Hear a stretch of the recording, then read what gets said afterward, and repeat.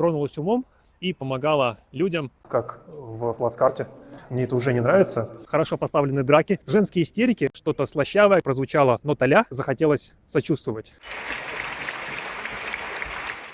Здравствуйте, дорогие мои снобы. Добро пожаловать на канал Петербург для снобов. Я посещаю петербургские театры и даю свои впечатления, какие-то рекомендации о спектаклях, которые проводятся в этих театрах. Сегодня мы идем в Александрийский театр, он у меня за спиной, на спектакль «Ксения Блаженная. История любви». Или как-то похоже он называется, я не помню, честно говоря.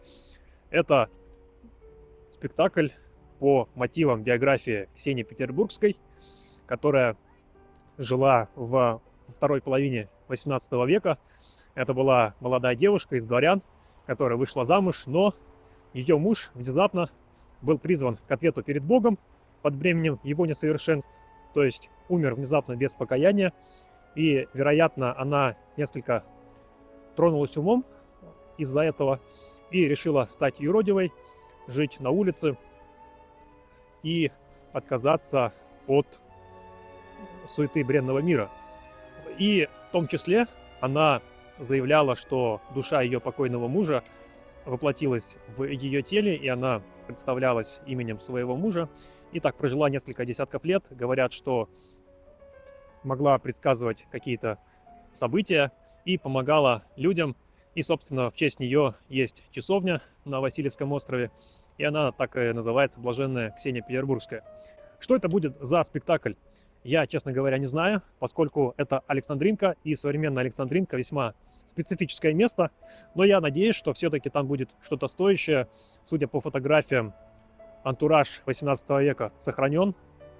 Я надеюсь, что мы получим удовольствие от спектакля.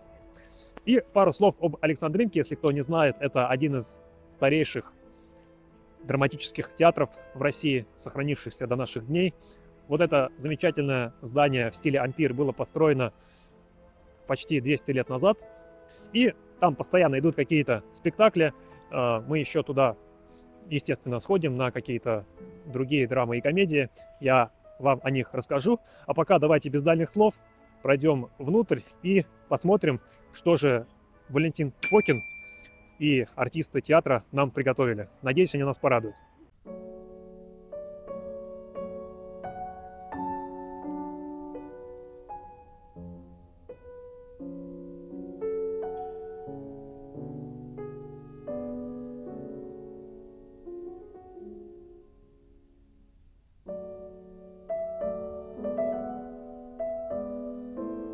Мы уже внутри театра, я вам сейчас все расскажу, про театр покажу.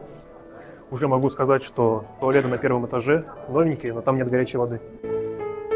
А мыть холодной водой зимой руки – это удовольствие ниже среднего. Мы поднимаемся на самый верх, чтобы все видеть. Видите, тут ковры, римские веночки. Низкие потолки, потому что лестница не парадная, лестница-то у нас плебейская. А я уже устал. Ну, тут есть лифт, так что, если вы тоже ленивы, можете поехать на лифте. Это второй ярус, там четвертый ярус. И это удивительно, что здесь надзиратели, то есть люди, которые стоят на углах и направляют людей, мужчины пенсионного возраста или предпенсионного. Обычно женщины. В БДТ там молодые девочки, а здесь как-то удивительно. Ну, я говорю, Александринка современное место весьма своеобразное. Давайте продолжим наш нелегкий путь наверх, к небесным сферам. Друзья, мы поднялись на 4-й ярус. Тут, как в плацкарте, двери закрыты, зайти нельзя, хотя уже без 15.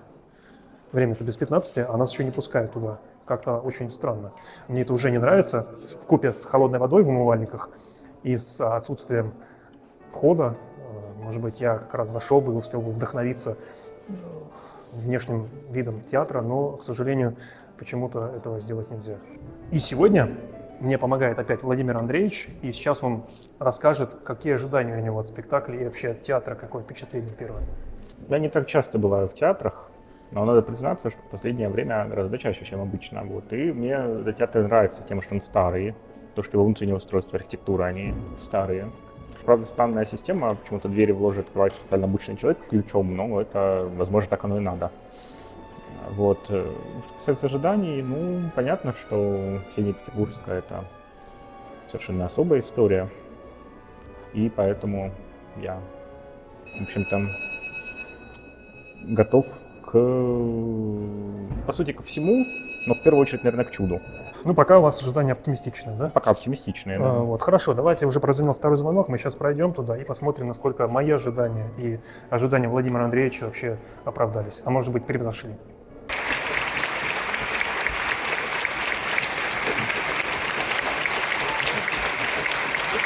Так, у нас закончился спектакль только что, он продлился час 20, больше продолжения не будет, и сразу по горячим следам мы спросим у Владимира Андреевича, каковы его впечатления. Я, очевидно, вначале ожидал, я сказал, чудо, вот, но когда мы говорим слово чудо, мы чаще всего имеем в виду что-то такое, я не знаю, знаете, рождественско-слащавое, может быть.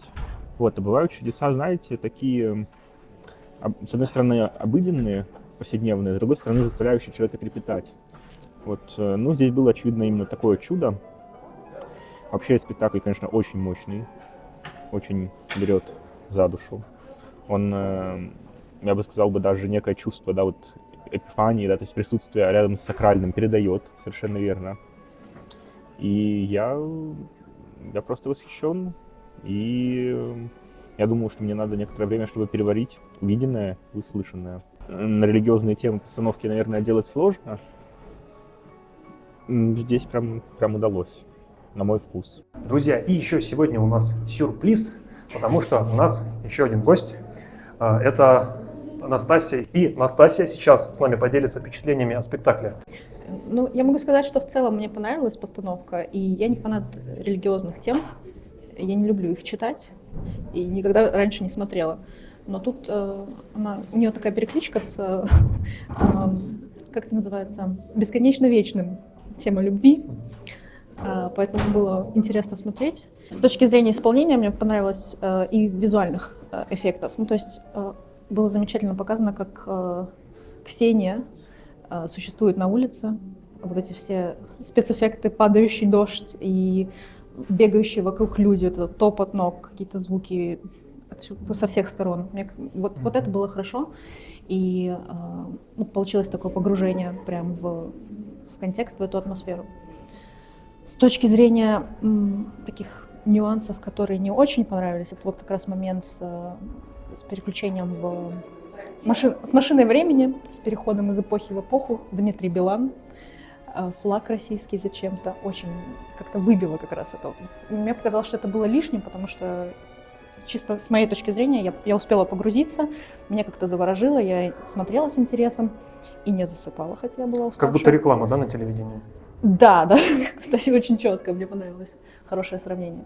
Действительно, оно прям выбило, и я сидела с таким лицом, пытаясь как-то понять замысел режиссера, и в какой-то момент это обрубилось.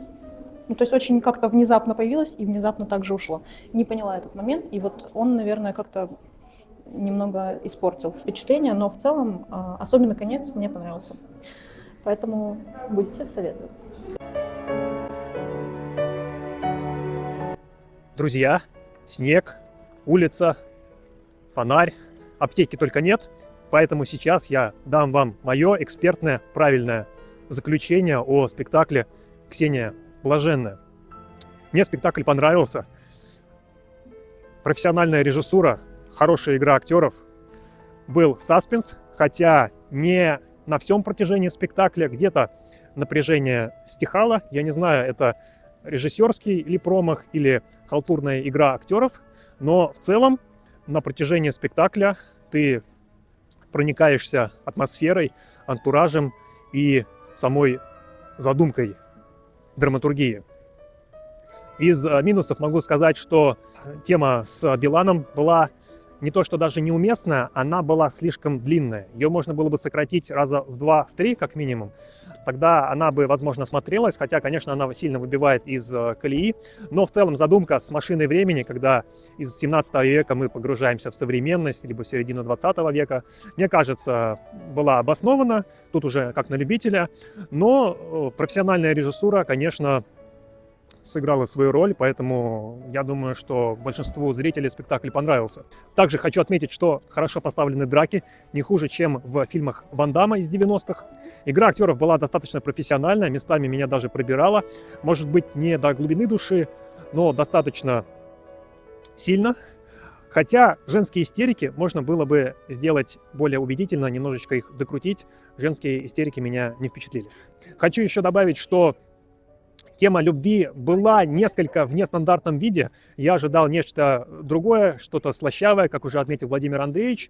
Но я думаю, что данная интерпретация имеет место быть, хотя лично мне она не очень близка. И еще хочу добавить, что минусом, а возможно это и не минус, возможно даже это плюс спектакля, что там я не увидел персонажей, которым бы мне захотелось сочувствовать. То есть персонажи играли убедительно, но сочувствия лично у меня они не вызывали. Еще одна ремарка про спектакль.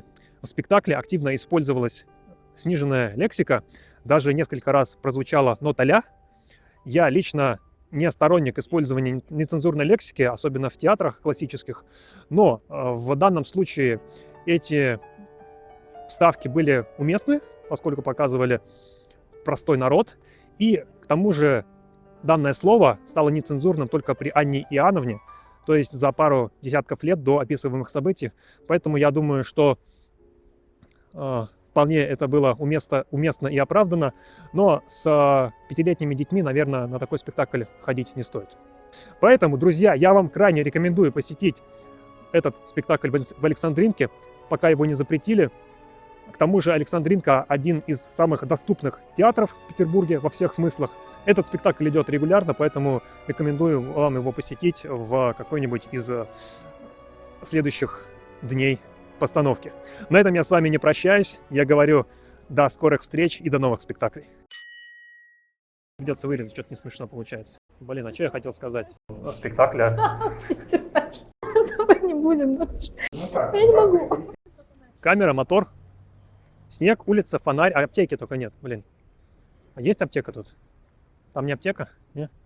Можешь помолчать просто? Вообще ничего не говорить. Молчать просто. И тебя там уже мерзнешь, да? Нет? Чудо. Нет, чудо там какое чудо? Там никакого чуда нет. Это тоже было очень-очень круто вообще, если уж на то пошло. Все, хорош.